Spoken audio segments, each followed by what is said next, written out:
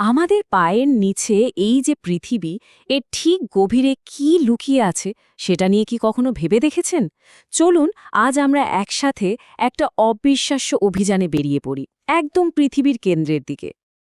আমরা তো রোজ এই পৃথিবীর ওপর দিয়েই হেঁটে চলে বেড়াই, কিন্তু এই যে শক্ত মাটি, এর নিচে ঠিক কি আছে? এই ছবিটা দেখলে সেই প্রশ্নটাই যেন আরও জোরালো হয়ে ওঠে, তাই না? তো আজকের আসল প্রশ্নটা হলো এই, যদি সত্যি এমন কোনো জার্নি করা সম্ভব হতো, তাহলে আমরা কি দেখতাম, কি অপেক্ষা করত আমাদের জন্য? এই প্রশ্নগুলোর উত্তর খুঁজতেই কিন্তু আমাদের আজকের এই আলোচনা। চলুন এক এক করে এই রহস্যগুলোর গভীরে ঢোকা যাক। আচ্ছা, পৃথিবীর ভেতরে কি আছে এটা জানার সবচেয়ে সোজা রাস্তা কি হতে পারে?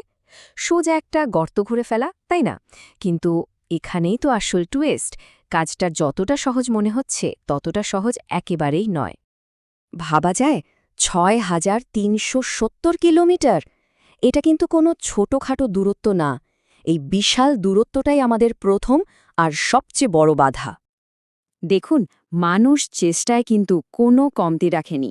একদিকে আছে দক্ষিণ আফ্রিকার সোনার খনি, যেটা প্রায় ৪ কিলোমিটার গভীর।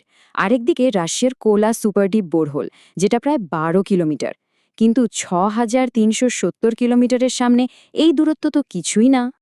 শুধু যে দূরত্ব তাই নয়, আর একটা বিশাল সমস্যা হলো তাপমাত্রা। যত নিচে নামা যায়, গরম ততই বাড়তে থাকে। এই অসীম তাপ যে কোনো মেশিনকে গলিয়ে পানি করে দেওয়ার জন্য যথেষ্ট।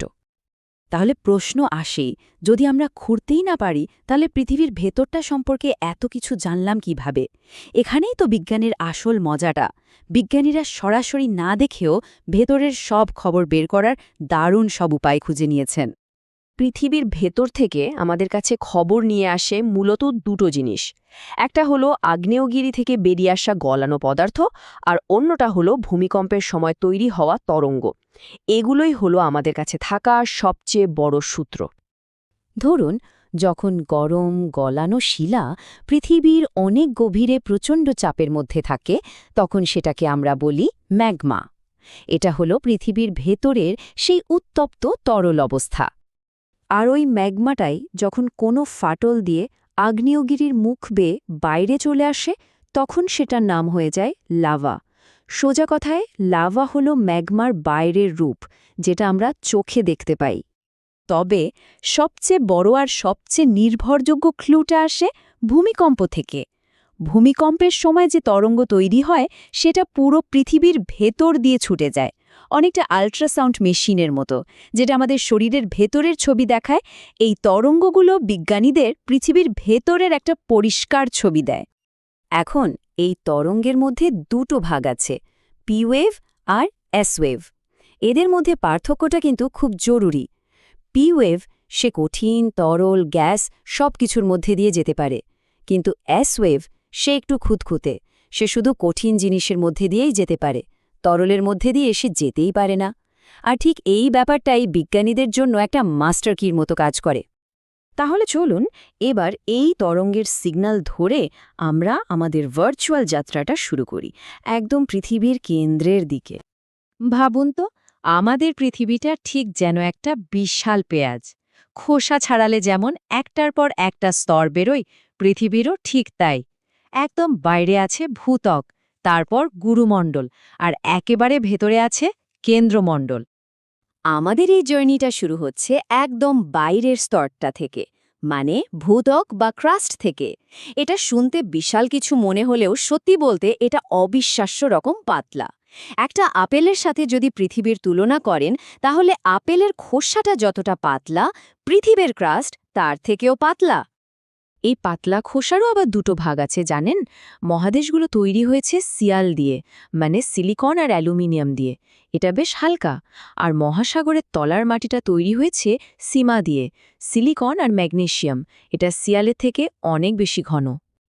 ভূত্বকের ঠিক নিচেই আছে গুরুমণ্ডল বা ম্যান্টল, প্রায় 2900 কিলোমিটার চওড়া, মানে পৃথিবীর প্রায় সবটাই এই ম্যান্টল দিয়ে তৈরি।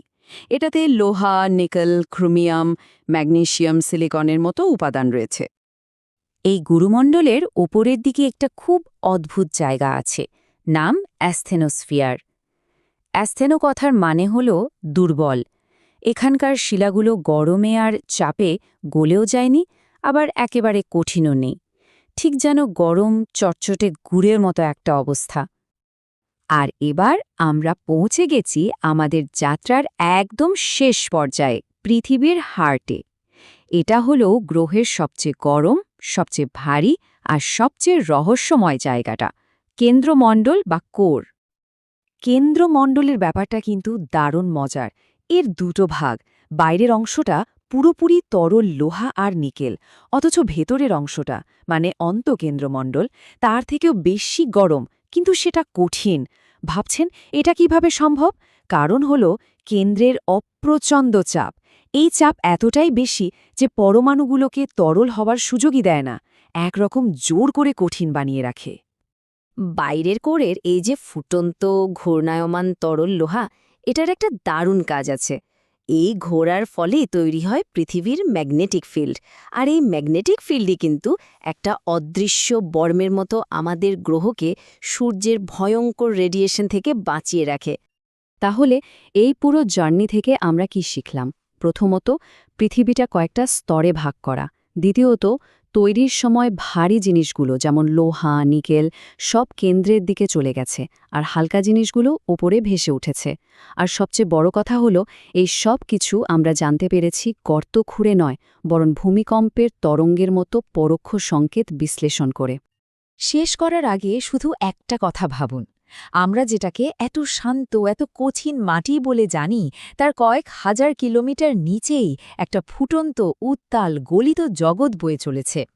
এই সত্যিটা জানার পর আমাদের পায়ের নিচের এই মাটির দিকে তাকালে কি আগের মতোই মনে হবে?